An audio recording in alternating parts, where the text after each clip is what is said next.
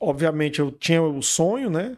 Quando eu vim estudar em Fortaleza, eu caí, obviamente, no colégio em que tinha uma tradição em estimular o ensino médico, né? Assim, preparar estudantes para serem médicos. Então, assim, a minha adaptação ao colégio foi muito tranquila, apesar de vir do interior, né? Eu estudava lá num colégio que era bom e sempre fui um dos melhores alunos da minha turma, então sempre tive facilidade de aprender e muita curiosidade. Então, foi tranquilo essa chegada. Mas um dos grandes desafios da minha vida foi realmente o vestibular, né? Que aí era uma peneira bem maior. Nessa época, na UFC, só existia o UFC, só existia uma universidade, e eram 150 por ano e pronto. Né? Não tinha outra. Era 75 no primeiro semestre e 75 no segundo semestre. Né? Então, assim, era uma peneira bem apertada. Passou né? de primeira? Não passei de primeira. Depois, a partir da segunda, fiquei passando na primeira, caía na segunda, passei da quinta vez. Quinta vez? Foi, quinta vez que eu fiz, mas tinha vestibular no meio do ano. Na época tinha. Eu ainda peguei vestibular no meio do ano. Então tu fez 2 anos e meio. Não, 3 anos. 3 anos. Foram 3 anos. Porque eu entrei para o segundo semestre. Nesse meio tempo, passei para direito, cursei direito na Unifor, cursei um semestre ainda. Adorei também, mas como eu já estava naquela de tenho que ser médico, quero ser médico, tem uma coisa me chamando para lá, eu fui, sabe? Mas tenho grandes amigos hoje no direito que foram feitos na sala de aula. Na sala de aula.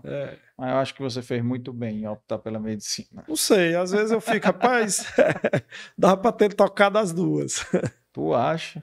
Tinha colegas na época que faziam, que eram médicos já e estavam fazendo direito. Né? Teve muita gente que fez essa dobradinha. Tem um colega que ele acabou o direito, depois fez medicina, aí depois chegou até a abandonar a medicina, porque disse, não, vou ficar no direito também, fez o inverso do que eu fiz. Foi mesmo? Era um período, assim, era um período mais romântico, né? Hoje tem muita...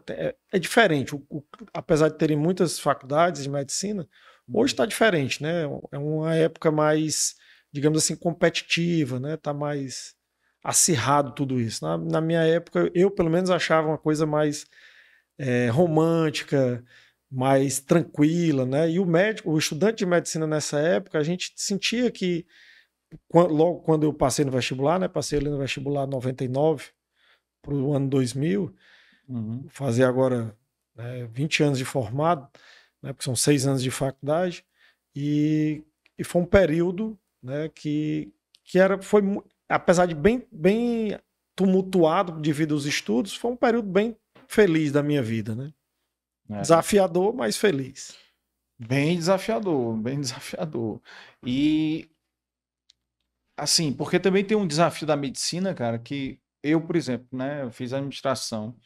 A gente começa, a partir do primeiro semestre, a trabalhar, né? Você começa a trabalhar. A medicina, ela não dá isso, né? Ela não dá. Mas assim, eu sempre fui muito batalhador, né? Então, quando eu passei no vestibular para direito já, né, um ano antes de passar para medicina, eu era muito bom em muitas matérias. Eu fechava muitas provas no vestibular, né? E fechava matemática, fechava física, fechava química. Meu fraco sempre foi redação, que é um peso maior para se passar. Então eu passava na primeira fase, mas na segunda fase eu fraquejava ali na redação.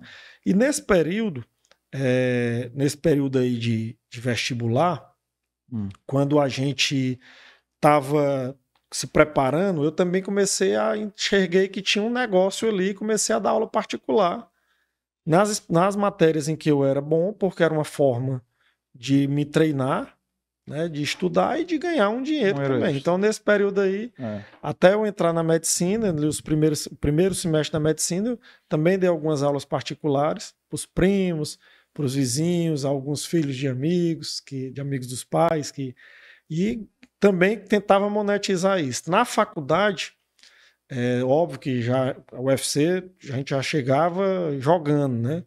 Eu entrei num currículo antigo, que era um currículo em que você ia desde o primeiro semestre já de branco, né? Então eu ainda peguei esse período.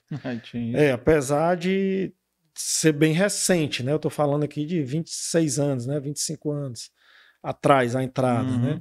Mas nesse período aí a gente já entrava jogando, né? A gente já ia para os hospitais.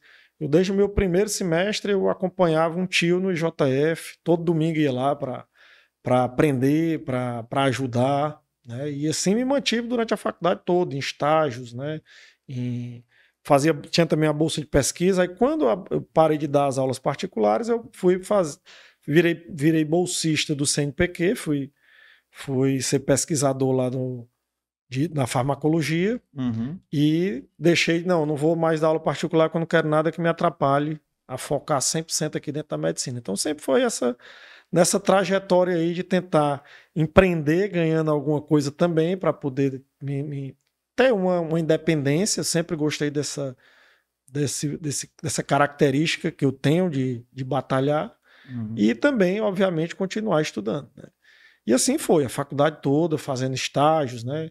Vários estágios, os estágios que tinham disponíveis na época, a gente fazia, né? Os hospitais eram todos à nossa disposição, né? Não tinham outras. Hoje, obviamente, existe uma concorrência grande entre os estudantes, né? Até eu entrar no internato, né? Que é um caminho natural.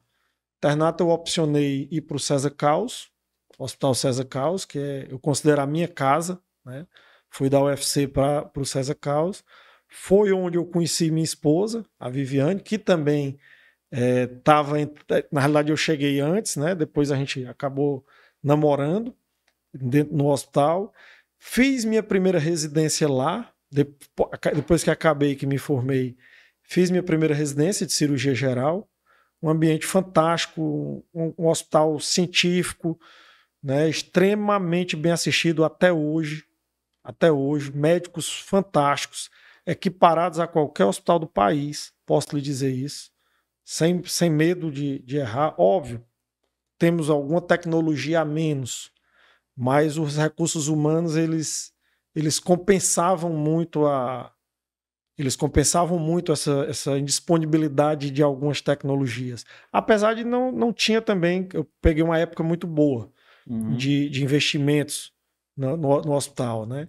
Então, assim, quando você vê o Dr. Otto, Dr. Walter Corrêa, Dr. Osmar Arruda, Dr. Paulo, então, assim, eram pessoas que ainda hoje são muito relevantes na sociedade médica, né? No conhecimento médico, na transmissão de conhecimento.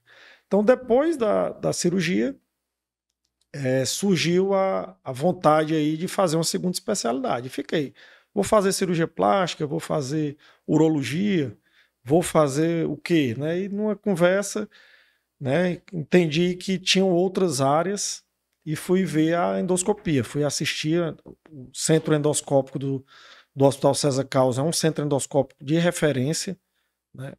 E estava chegando lá tudo que era de mais moderno na época do país, estava chegando lá no César Caus, capitaneado aí pelo Dr. Paulo Prado e pelo Ricardo Pessoa, e eles trouxeram aí ecoendoscópios e abriram uma residência de endoscopia. No hospital que eu já me senti em casa, um serviço que eu achei que agregava muito à cirurgia, e me tornei o primeiro residente do Hospital César Caus. Prestei um novo concurso e me tornei o primeiro residente do Hospital César Caus de endoscopia. Ah, legal.